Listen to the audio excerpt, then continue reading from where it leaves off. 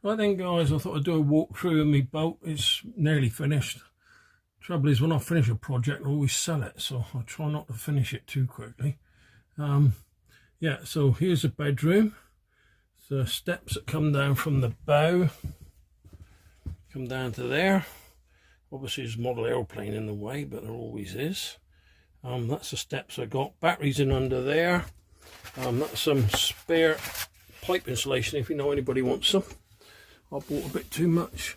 There's the 12-volt system I'm running from the front. If it will come in focus. Yeah, there it is, fully charged. Look, spot on. I'm not sure what time it is now, 6 o'clock, but that was fully charged dinner time. That's the shut off for the solar. That's the fuse box there, and there's a 12-volt battery down there, 150 amp hour sealed lead acid down in under this little lot here. That's where I keep all me bits and pieces. That's all bags and that for going away. A spare pillow. That's me charger for the 12-volt down in underneath. I can charge with 240 if I need to, but never had to use it. Just switch it on and off from the switch, just down there. And that's it. I keep me buckets and all that stuff in there. So that's that one. That's those doors I bought off the internet. I think that one was, I got two of them. Yeah, two of them for 49 quid. So yeah, have a look on eBay. They're pretty good doors.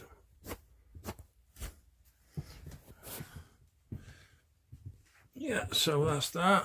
Porthole there, letting the light in. Man, I got a picture of a London picture. So there you go. That's that. Coming from this end now, from the bow, radiator there for the bath or for the bedroom. So that'll keep me warm in the winter with a bit of luck. We come down to here. More closed storage in there. Through second one of those. That's the second one of those doors. And then I've got two drawers down here with general rubbish in, and a drawer down the bottom there. I don't know if you can, there you go. Yeah, two drawers at the bottom and a door at the top. So that's all storage there. Obviously the bed lifts up. Yeah, the bed lifts up, so there's all storage in under the bed. And guess,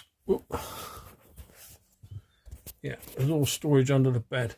And guess what? It's all aero modelling and tools. Anyway, let's walk on through. Here's the bathroom. That's the plastic covering I put on the windows just to stop embarrassing me or anybody else. That's that there. And then we got that's the radiator for the bathroom. I've used 3 radiators the same size. 2 reasons. One, because the heater's going to be able to handle them. And the other is they were cheaper to buy 3 of the same size than it was to mess about buying different sizes. So that's why I went for 3 different sizes. So that's the door that goes through to the bedroom. Switch the light out. And we got a full battery. We don't want to waste it.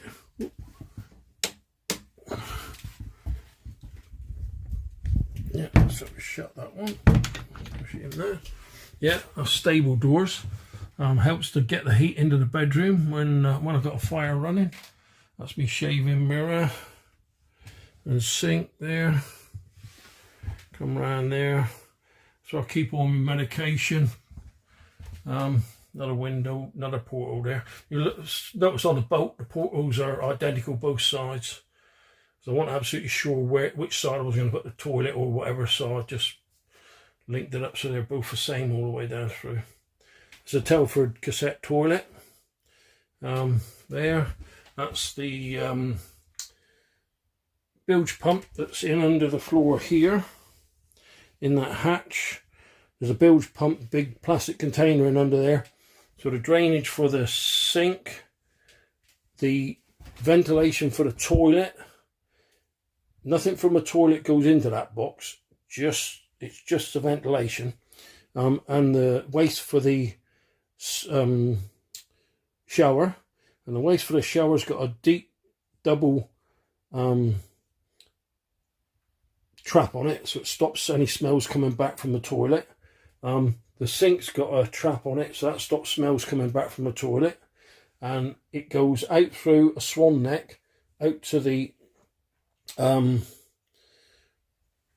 skin fitting, which should stop any smells going out the boat. But basically you need an area for the toilet to expand and contract, because when you shut the lid, which is open at the moment, when you shut the lid, the cassette can expand. So what they do is they put a special safety valve in there, so as the fermentation or whatever happens, as it breaks down inside, the gases can escape. Well, they just basically say put it into the, just drill a hole in the floor and vent it into the bilge. I didn't like the idea of doing that, so I put a longer tube on it and I brought it down into this box.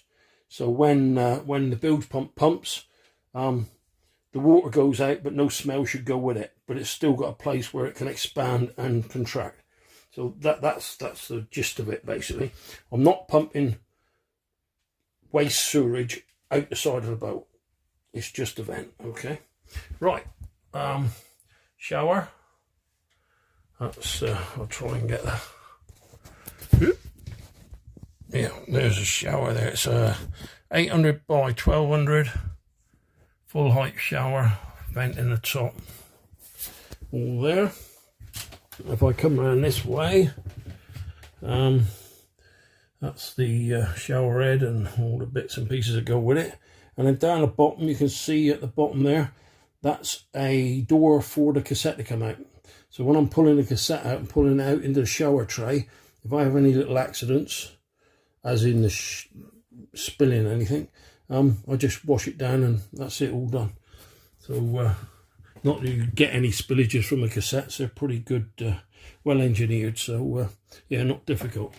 Yeah, so that's that. That's the what we got there. That's the light for the shower. So when I'm in there, I can just have those on, and that's the light for when I shave in the morning. I'll switch them out. Come back through here. We come back through here. Shut the door. There we've got another.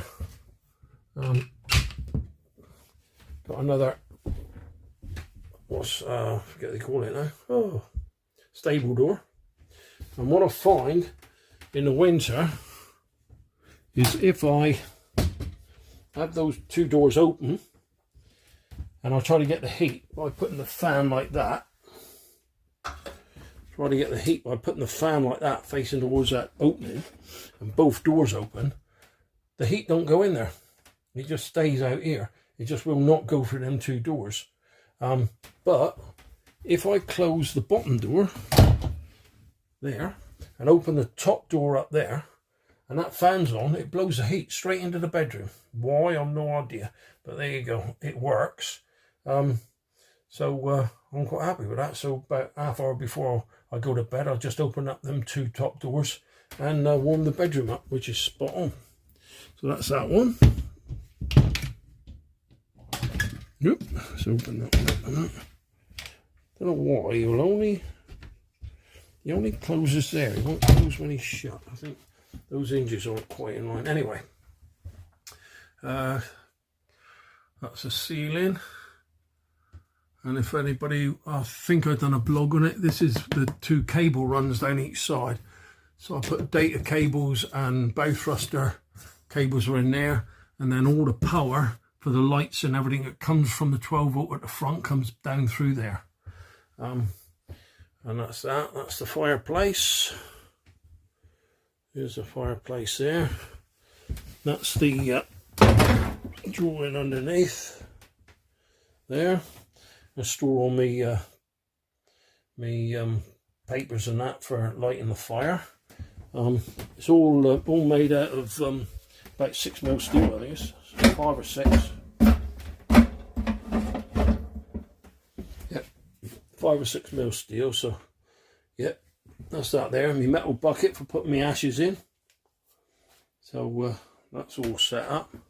and that's a twin flue. I've still got to put the cover on the top, but when I paint the roof, I'll strip that system down, clean it, and then put the cover on, which I believe is in here. I think, yeah, there it is. Yeah, there's the cover plate for it there. That's the cover plate that's going to go on it. So that's basically the fire, and a little present I got from Lee and Ali for blowing the heat around the boat, which is quite nice. That's me charging socket for me cameras and all that sort of stuff. Another window there. Obviously that's my 3D printer, a large format. It's an engineering grade printer, it's not a fine detail printer, but that's what I needed it for, because I used to design stuff for different engineer projects, and I could print and test me parts with that one, and I wouldn't have any trouble with the drawings then. But I found if I just done the drawings and sent them the drawings and then they manufactured it, they'd come back and say, well, it needs a chamfer here or something in there or something else. So they send me the component they want it to fit, or whatever it might be, or the drawings, and then I can print it and set it up. There you go. That's me. That's Camper Pottery, and they're actually signed by the guy that the head painter at Camper. So they're quite nice, those. I managed to pick them up in a Brockham in Brittany. So yeah, really nice. I need a couple of paraffin flutes like that, like them there. But you can get them off the shelf in France. So next time I go back, I shall get them. That's another little prezi from Lee and Ali. An alarm thing, right? I've got some people outside the boat saying misfit. That's the telly. Tools, more tools, obligatory tools. That's my computer that I work on. That's there, dinette. There's the dinette. There. So you walk down through there. That's me duck hatch. A lovely day out there today. Been beautiful today. I cruised up from just outside North Kilworth, or just off the Welford Arm, and cruised up here where I'm just outside of the Elvertoff, and that took me 4 hours, 4-hour cruising up to here, which was quite nice. I did stop for 20 minutes to have a cup of tea and some dinner, but other than that, I'll switch the lights on here. So that's gone a bit dark. Don't know why it does that. Right, so yeah, that's the fire, the living room area. That's me Tiger Moth. If I get a chance to fly that one, I will. That's me. A lot of people have commented on these. It's that's me duck hatch doors. Both sides are the same. But it was an old Breton chestnut piece of furniture that was given to me by a couple called Roger and Marie Lavenant, and it got a bit woodwormy and started to fall to bits. So I salvaged the doors and some bits on it, and I thought I'd bring them with me because they were a nice couple. Roger's a one-off, a really nice guy. Yeah, anyway, that's that one. That's a picture of my grandchild, my grandchildren, or one of my grandchildren. Can never remember his name. I need to be either married to somebody for 20 years or he's been calling me granddad for the next 10 years. Then I'll probably remember his name. Still not coming to me. But his two siblings are Elizabeth and Aniron, and it's still not there. Anyway, yep. So that's him. He's an absolute beaut, and that's a picture that my daughter done for me. Well, she was somewhat detained, So she done a bit of artwork just to keep her busy. That's another thing from Roger and Marie Lavenon. Roger was going to burn it, throw it away, because it was a bit busted up. So two of the moldings were missing. So I basically made a mold and made some new moldings for it, and that was that. That there unit there came from Market Harbour, just next to Tool Station, little place in there. It was a bit scratched and banged about. I managed to get it for 70 quid, 186 quid's worth for 70 quid. And tidied it up, give it a new coat of paint, some new wooden door handles on it, and sanded down the oak and give it a coat of varnish, and good as new. That's me fire extinguisher gear for if I catch fire in the kitchen. Another lamp. I've got two doubles and two singles. There. So that's that. I'll do the kitchen from here.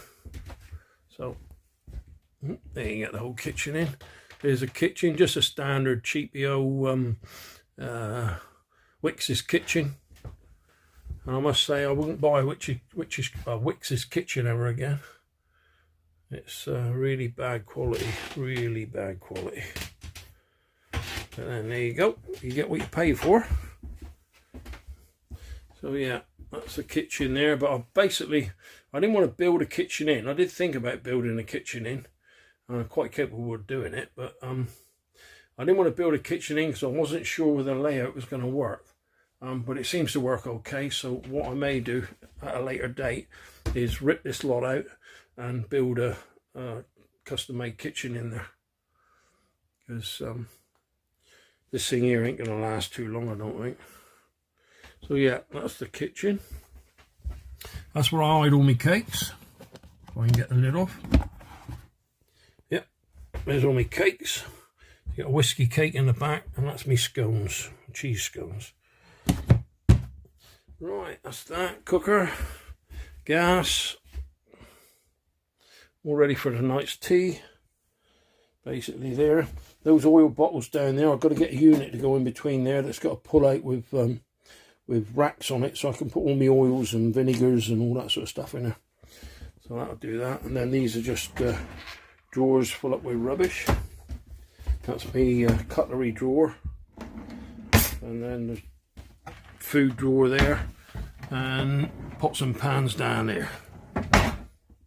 That's basically that. Come back through there, come back out to here. That's fire blanket and bits there. Some more pictures done by my kiddies. That was Derek, done that one for me. Fridge, washing machine. This is a single bunk. This is where I'm going to sleep when the family comes, because I'm going to have a fold-up sofa bed thing on the radiator side of the by the fire there, and that'll pull out into a double bed. And I've got a double bed on the dinette and a double bed at the top, so I should be able to sleep 6 family. And then I can keep down here in this pull out. This one here pulls out to about here. 620 mil comes out, so it's a 2 metre mattress by 600 mil. That one there. At the moment, as you can see, it's full of tools. And in underneath, it's full of tools. But I need the tools to build a boat, so I can't complain. That's my engineering chest from aerial modelling. That's where I keep all my bits and pieces, nuts, bolts, screws, clips and all that stuff. That's all painting under there, so that'll be used up soon when I start putting finishing coats on everything. At the moment I've only done one coat and then filled and made sure that it's all nice and flat and right, and then when I get rid of all this junk after I finish the build, then I'll put a final coat of paint on it. And like I say, normally when I put final coat of paint on, I sell it. Probably not this. I'm quite enjoying the cruising aspect of it, and the people on the cut as well. Nice group of people. So yeah, that's the what I call a boatman's cabin. So but it's not a boatman's cabin, it's just I'm the boatman. This is where I'm going to kit when everybody else is here. So basically it's a boatman's cabin. This cupboard arrangement and all that's going to change a bit because I'm putting another bunk in like this the other side, but at the moment it's staying like that just so as I got me equipment to be able to make things up and whatever I need. That's a switch for the hot water heater. That's a nice little thing my daughter made for me when she was in grammar school. Done that. That's a switch for the lights when I come in the door. So when I come in the door, just put my hand around there, switch that light on so I can see what I'm doing. And then back here we got the light switch here in there. That's those lights there, 4 lights there for when I'm working in there. That's that. And that's a picture of my boat that I had in France. More pictures from, I think I've only got 2 up here. Another fire extinguisher, just in case I catch fire. That's going to be my 12-volt system. That is the 12-volt system in the engine bay. So I've got an iron lithium system under the stairs. Might be able to do it with one hand. I'll have a look. Right, here we go.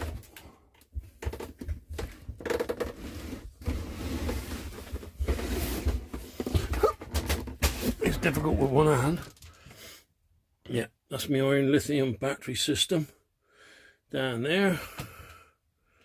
That's for me 240-volt power there. So that's all up and running nicely. Now I keep messing about with the settings and buggering it up, and what it does is, if you mess the settings up, it disconnects the battery from the inverter, and then discharges the battery down to the lowest voltage that it's set to and leaves it at that, because that's where a lithium battery is the safest, when it's discharged down to 3.2 volt each cell, and it leaves it at that because it says we haven't got control over the battery anymore. And it drops it down to 0 volt, what they call 0 voltage, bottom voltage, 3.2. So what happens then is I've got to go on, because I've got no other way of charging it. I've got 150 amp hour, 150 amp battery, 240-volt battery charger there for lithium. So I need to go on shore power and charge it up to 56.7 volts, a whole battery. And that takes it up to, I think it's 3.6, just under 3.58 each cell, 3.58. So that puts the battery on full charge then, but it will take the charge right up until it's fully charged and no more. And then the inverter figures out what the bottom charge is, because he's discharged it down to that lowest voltage. And then when it gets up to that 3.6 or 3.58, it stops the charge and registers that as the top charge, 150 amp hour battery in there. So it gets it up to 150 amp hour, and then puts that at 3.58, and then the battery knows and the inverter knows what's the top charge, what's the bottom charge, and it stays within those parameters, unless some idiot goes and changes it or disconnects the communication or something like that, and then it all goes widdly woo. But it's a good system because it shuts the battery down, runs it right down to 3.2 and leaves it at that state. And until you put 150 amp hour back into it, it ain't going to do nothing. You can't get it to do anything. It shuts that battery down. Where a lot of some of these cheaper look-alike 12-volt battery lithium sort of things can be a little bit dangerous if they're not regulated properly. So yeah, anyway, that's the system I use. So there, that's well, this here is my wet locker. What I call me wet locker. Basically it's spare. At the moment I've got 3 spare they call them now. Yeah, anyway, 3 spare things of that. That's me water pump drill thing for cleaning the boat when I need to. Pins and stuff like that. That's me windlass holder. That's the windlass holder that I print. Click them off, comes out,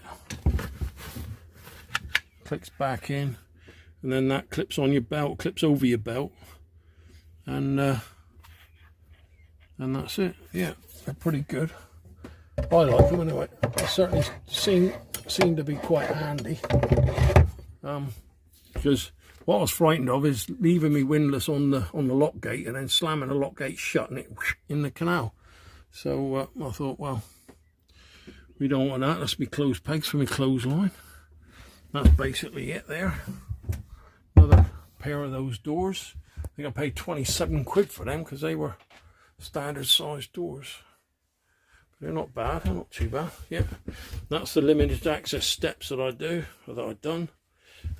Dead easy to walk up them, just 1 foot, 2 foot, 3 foot, 4 foot, 5 feet, and you're up. That's where I am there. And that's all my solar panels on the boat, basically. So yeah, that's it there. That's where I am. So that's the end of the walkthrough. Anybody that was might be interested, that's the bit that caught my hand. I got my hand trapped in there, in the tunnel.